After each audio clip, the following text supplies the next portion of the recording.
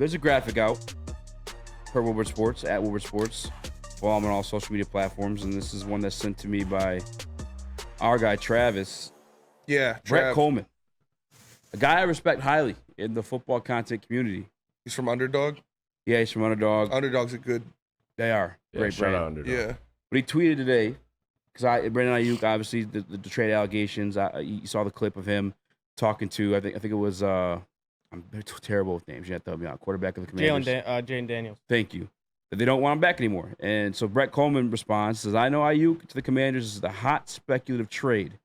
But what about this? Aiyuk to Detroit for Jameson Williams plus a pick. No. With all due respect. No. Hard pass. To Brandon Aiyuk. He's good. He's a dog.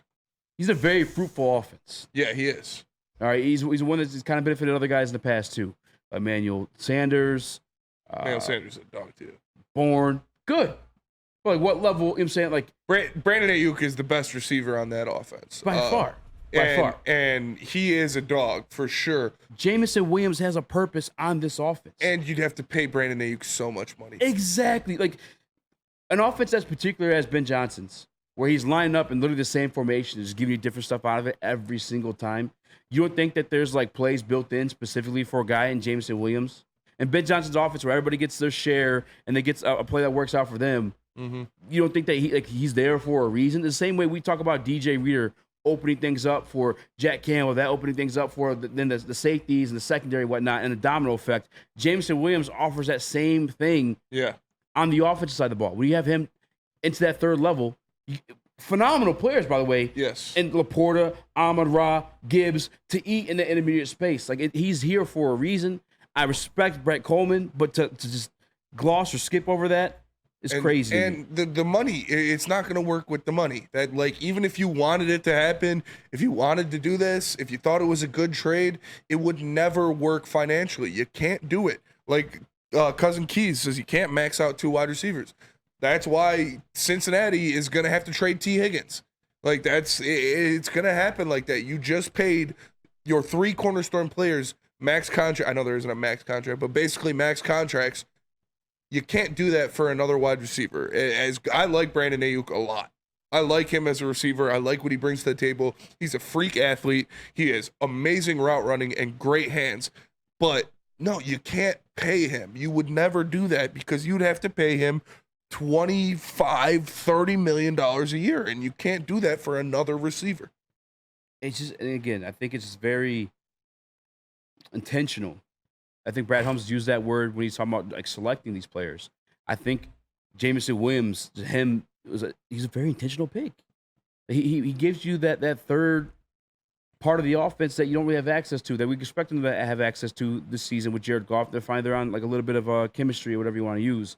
I'm kind of just talking. I'm passionate. It's kind of crazy to me. And that's not even like me saying Jameson Williams is going to be elite, Pro Bowler, All Pro, or anything like that. As of right now, he's here for a reason. Yeah.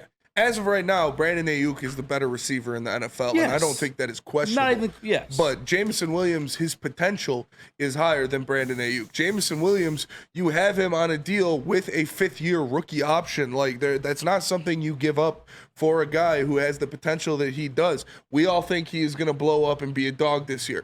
I expect that to be a similar theme throughout the rest of his career. Like, the guy is going to be an absolute weapon. We've seen him already, break games offensively for the Lions where they have to pay. Like I said, he's got that speed where you got to worry about him, and that makes the middle so much easier to attack because you've got him over top. Now, Brandon Aiyuk can do those things as well. He's broken games down the field and down the sideline with his speed and over the top, but he is going to be so expensive. Why would you give up a guy who's still got 3 years left on his deal, 2 years left on his deal?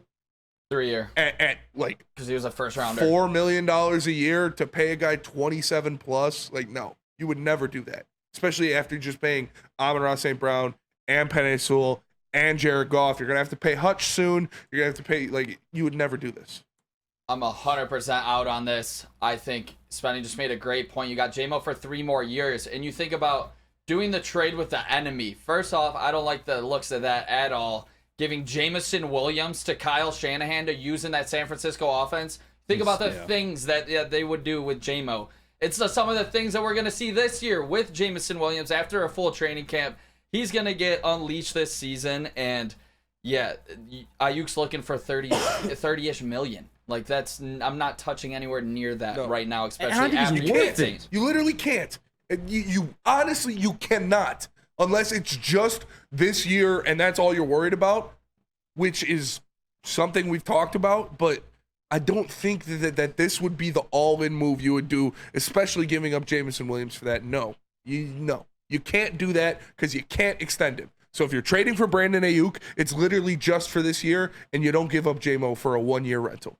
Yeah, I don't even think he fits the dynamics of like what I expect J-Mo to bring to this offense too. I'm not even talking about just pure production, just exactly what I said. Intentional, just the fact that he's going to spread the field a little bit more, open up those things underneath where, hey, Jared Goff, we talked about yesterday, second in the league in 20-plus yard passes, where he eats that middle of the field. Like, that's what J-Mo's here for. I don't see Aiyuk offer that same, I guess, that same value in that aspect. And the other thing too is, again, not disrespect to Aiyuk, but he's kind of that tier of guys who just like, they're good, and if they're a good situation, they're gonna look great. But I'm not paying him that much money. I don't think he's worth giving up J-Mo in a pick.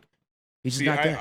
I do think he's worth the amount of money that he's going to get. I really like Brandon Aiyuk as a player. I think that's why they got those two wide receivers, and they're cool. Well, they're not going to pay him. They can't. They already paid too many people. They're in the same situation we are.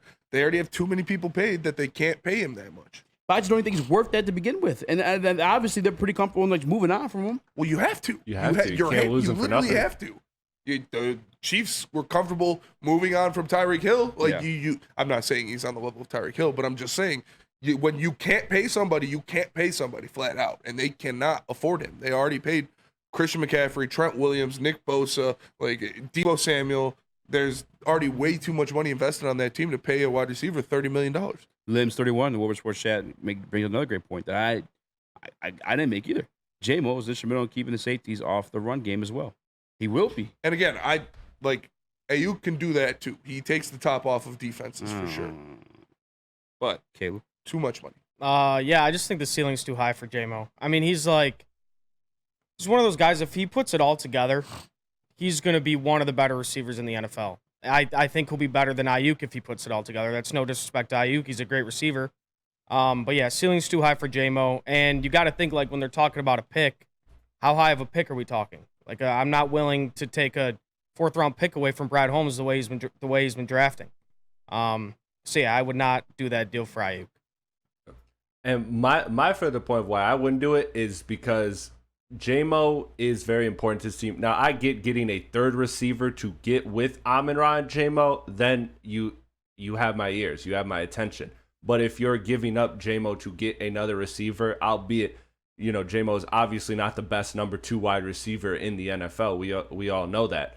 So I'm fine with getting another receiver, but I don't want it to cost Jameson Williams in order to get another receiver. I'm looking to add a third receiver to them. Whether he ends up being the second receiver production-wise to Amon-Ra St. Brown and J-Mo's third, fine. But I'm not looking to trade J-Mo to upgrade this wide receiver room. I'm looking to add somebody with J-Mo and Amon-Ra.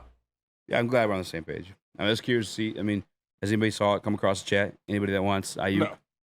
No. And again, Brett Coleman's a guy I truly respect. To the point where it kind of blows my mind he would have missed what J-Mo, I guess, offers to this offense and what Ben Johnson's been doing with this offense in every single piece. They're very meticulous with it. J-Mo, when he talked about like his emergence or him just taking the next step, they talked about just being more mature and lining up to sell the run just as much as he sells the pass. I'm sorry, to sell the pass as much as he same way he lines up to sell the run. It just looks the same every single time. So the defense never knows what the fuck's going on. Like that's just like football. I don't want to say 101, but I think people who know football, like Brett Coleman, would recognize that. I don't know. I don't personally see Aiyuk as a deep threat like that. I really don't. I obviously he can do that, but not to what you expect J-Mo to be, at least in this offense for sure. I almost felt like it's like Amon-Ra, but he just plays on the outside. Aiyuk? Yeah. Yeah, I think that's a pretty decent comparison. That's how I feel don't about know. it. He doesn't get nearly as much volume as Amon-Ra St. Brown does. No, he doesn't. Well, that's that. What? You say something? No, I was just gonna say he does stretch the field too. Like he is definitely a guy that can stretch the field. I don't see him as that. But nonetheless, that's not fucking happening. I bet my fucking left leg on it. If that happens. Your left leg? Yeah, he's fucking cut off my entire left leg. That's just not. There's no way, no chance in hell. No! God, please, no! No!